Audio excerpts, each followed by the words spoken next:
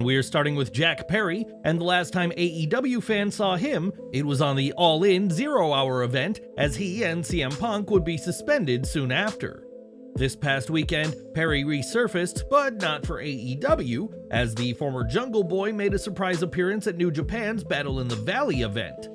Perry debuted for New Japan with an attack on Shota Umino, and after this, turned his aggression to AEW, ripping up his own contract with the company. Perry also donned an armband which reads "Scapegoat," seemingly insinuating that he was unfairly punished by AEW for what happened backstage inside Wembley Stadium. During his appearance on camera, Perry said something to the camera which was hard to pick up, but some lip-reading fans have deduced he said, "Too busy on Twitter to pick up my phone call?" This is, of course, a dig at Tony Khan, who has certainly been active on Twitter in recent days, with his frustration about Jinder Mahal and WWE's booking earning him mockery from fans. After the attack, Shota Umino called Perry a stupid punk kid for thinking he'd slide right into Japan, and said whether it's in AEW or out of that company, he'll beat Jungle Boy. Whether Perry is really gone from AEW or if it's a work, only time will tell, but what did you think of this New Japan debut? Let us know in the comments. At TNA Hard to Kill, Dana Brooke made her debut for the company, now going by the name Ash by Elegance, and the ex-superstar was certainly dressed to impress. Elegance wore a bedazzled number with fur coat and red lipstick, but some fans believe that this look and character is a bit too similar to another wrestler. Multiple fans accuse the new character of being a copy of timeless Toni Storm in AEW, which has proven to be a hit, with one fan calling Ash the discount version of the women's champion. Ash by Elegance hasn't had a chance to do anything on camera yet other than appear in the crowd, so it's a bit too soon to say her character, which hasn't uttered a word, is a ripoff of Toni Storm. We will have to see what happens in this situation, because it's really too early to say she's ripping anyone off, but in the meantime, fans are going to keep their bold opinions on Ash by Elegance. Shortly before AEW World's End, allegations surfaced about Chris Jericho that has led to fans turning on the veteran, who received loud boos and unsavory chants during the final pay-per-view of 2023. During a recent AEW Dynamite, AEW played Jericho's theme during his entire segment to try and drown out any boos or negative chants, and they had a new trick up their sleeve for Collision. On Collision, Jericho and Sammy Guevara hyped up their tag title match for Battle of the Belts, and in what seemed like a complete 180, fans did nothing but cheer Jericho throughout the segment. This uninterrupted, constant cheering led to fans accusing AEW of piping in cheers to make sure Jericho got a positive reaction, despite the allegations of misconduct against Kylie Ray. AEW also recently hid comments on their Twitter that referred to the allegations, as the last thing the company wants is for fans to think about what Jericho's been accused of. On the World's End media scrum, Tony Khan said AEW takes allegations seriously, though did so while wearing Toni Storm's funny hat and glasses, and we'll keep following this to see what's to come. Last weekend, AEW held its 9th Battle of the Belts event, which ended with the Undisputed Kingdom cornering Orange Cassidy, but there was plenty that happened after the show. Once Battle of the Belts went off the air, Adam Copeland and FTR made the save, and Dax Harwood tried to convince Copeland to dance with them to Daniel Garcia's theme song. While it took some convincing, the Rated R superstar complied and busted out his dance moves by doing Daniel Garcia's signature dance to the delight of the fans. Harwood also mentioned Copeland's time with Lita as his manager, and Copeland said fans have seen plenty of his hit moves, perhaps a nod to their January 2006 live sex celebration. Adam Copeland made it clear he's in AEW to do business, but also to have fun with his peers, and this fun segment made the show extra special for the fans at Battle of the Belts. More from TNA Hard to Kill, as Nick Nemeth made his debut in the closing moments of the show by taking out new world champion Moose, and it hasn't taken long for Nemeth to have a match. Shortly after Nemeth's debut, it was announced that his first match for TNA would take place at the TNA Snake Eyes event and see the Wanted Man face Zachary Wentz of the Rascals. This show was taped last night, but we won't spoil the result. But fans who have already been impressed by Nemeth and TNA can now get their first piece of merchandise.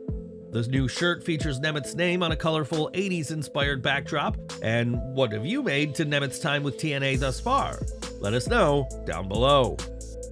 More from Battle in the Valley, as this show saw the in-ring debut of Matt Riddle, who was set to team with a mystery partner to face Bad Dude Tito and Zack Sabre Jr.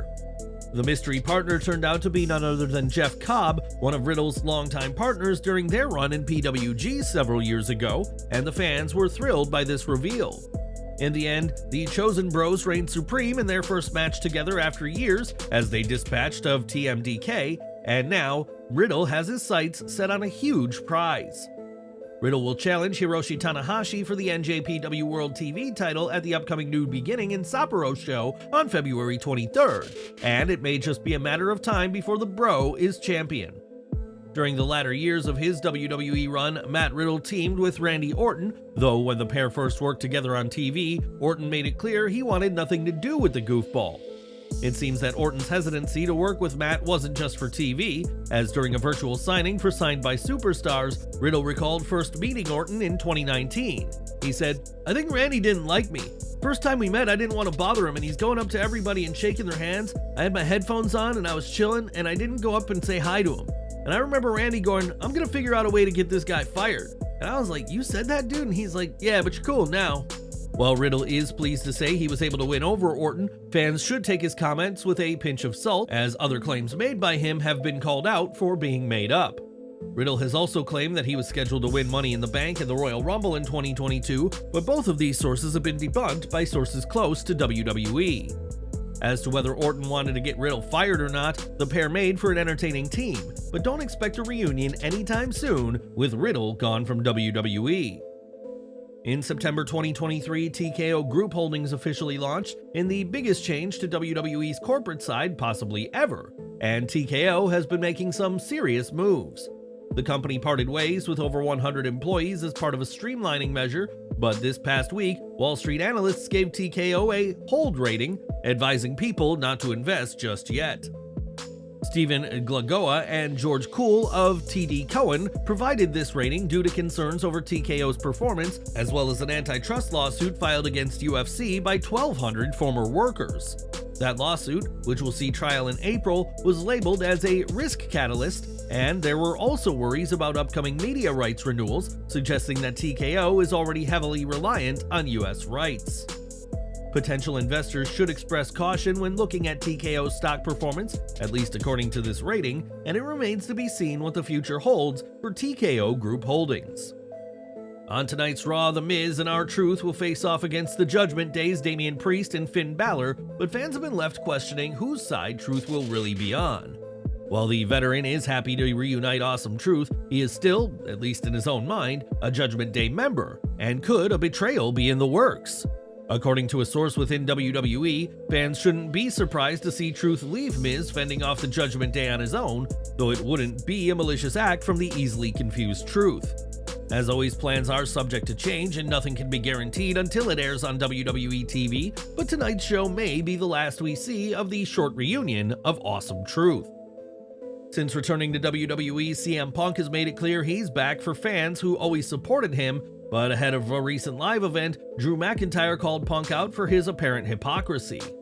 In a video, McIntyre pointed out that Punk, Mr. Lead by Example, wasn't at the show and blasted Punk as a hypocrite, as the Scottish Warrior is among those with a beef against the best in the world. At AEW All In, the fans in Wembley were treated to the first International Stadium Stampede match, which unsurprisingly turned into a bloody mess for the participants. Orange Cassidy was among those busted open during the match, and while his body is healed for the most part, the match left a permanent mark on the AEW International Champion. Speaking with Adrian Hernandez, Cassidy spoke about being stabbed with a fork by Jon Moxley and revealed that it has left a permanent scar. He said, "It happened very fast. When I have my hands in my pocket in front of over 75,000 people, and then I turn around and a monster of a man is running at me with a fork and stabs me in the head, I just went down. And then I don't really remember anything after that, because I kind of went into another weird realm that I go into when I'm angry.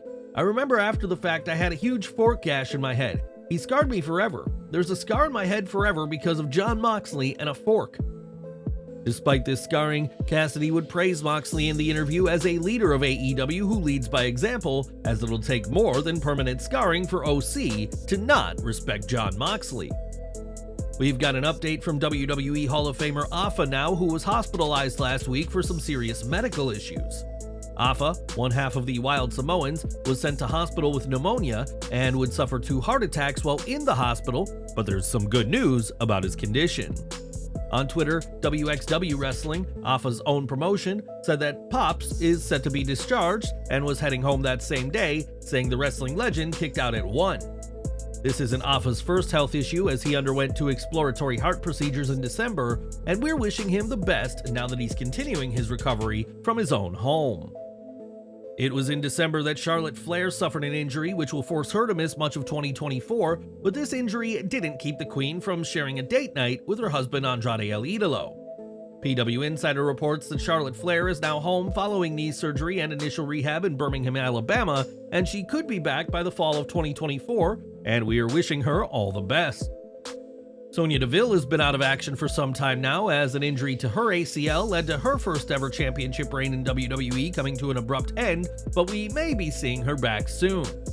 According to PW Insider, Deville has been working hard towards a return and has been spotted at the WWE Performance Center in recent days, training for her comeback.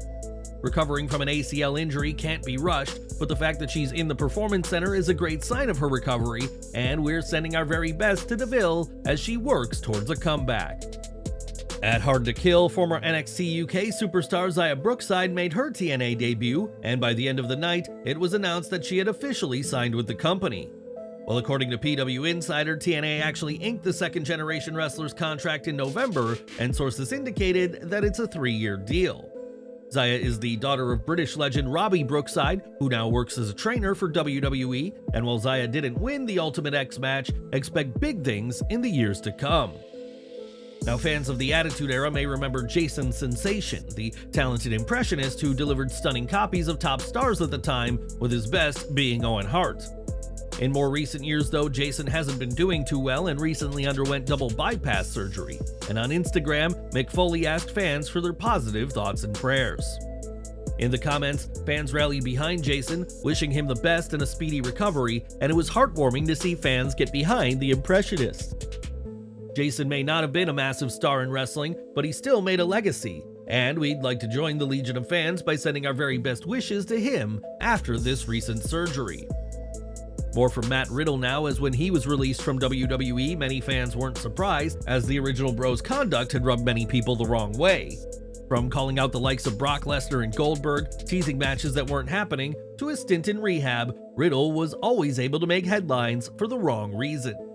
On the Kurt Angle show, Riddle spoke about his release and acknowledged that he did cause issues to his own career. He said, "You know, I've ruffled some feathers with HR in the last couple of months I was there. I asked a couple of questions, this, that, plus other things, so I think there's multiple reasons why they got rid of me, but it is what it is. One door shuts and another one opens, and you just learn from your mistakes and stuff. There's a lot of things that I probably would have done a little differently.